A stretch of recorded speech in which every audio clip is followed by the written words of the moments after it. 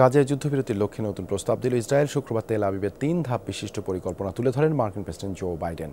এরই মধ্যে হামাসকে প্রস্তাবটি পাঠিয়েছে মধ্যস্থতাকারী কাতার। ইতিবাচক দৃষ্টিভঙ্গি নিয়ে পর্যবেক্ষণের কথাও জানিয়েছে ফিলিস্তিনি স্বাধীনতাকামী সংগঠনটি।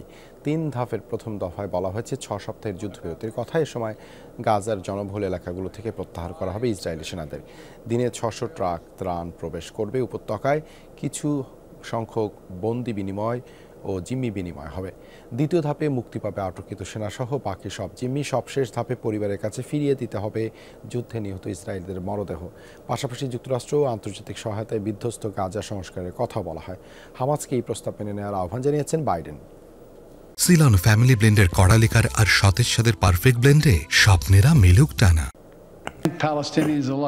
মার্কিন কূটনৈতিক তৎপরতায় কাতার ও মিশর সহ মধ্যপ্রাচ্যের নেতাদের সাথে আলোচনার ভিত্তিতে নতুন একটি সমন্বিত প্রস্তাব দিয়েছে ইসরায়েল। গাজায় স্থায়ী যুদ্ধবিরতি ও সবজীবী মুক্তি রোডম্যাপ রয়েছে এতে। আমি জানি ইসরায়েলে এমন অনেকে আছে যারা চুক্তিটিতে সমর্থন দেবে না। সরকারি জোটেই অনেকে স্পষ্ট করেছেন বছর পর বছর হামলা চালিয়ে গাজা দখল করতে চান। জিম্মি উদ্ধার তাদের অগ্রাধিকার নয়। যে কোনো চাপের পরও ইসরায়েলের নেতৃত্বের প্রতি চুক্তির পক্ষে অবস্থান নেওয়ার আহ্বান জানাই। Today I want to lay out just